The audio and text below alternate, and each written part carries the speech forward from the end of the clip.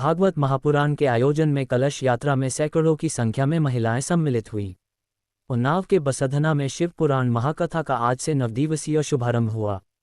ये कथा बगिया वाले ब्रह्मचारी जी महाराज के सानिध्य में कराई जा रही है, जिसमें सभी गांव के लोग सम्मिलित होकर इस धार्मिक कार्यक्रम को सफल बनाने में सहयोगी है। वृंदावन के आचार्य सुरेशानंद जी महाराज के मुखारविंद से कथा सुनाई जाएगी। ये 9 दिन का कार्यक्रम है, जिसमें प्रतिदिन शिव जी की महिमा का संक्षिप्त विवरण सुनाया जाएगा।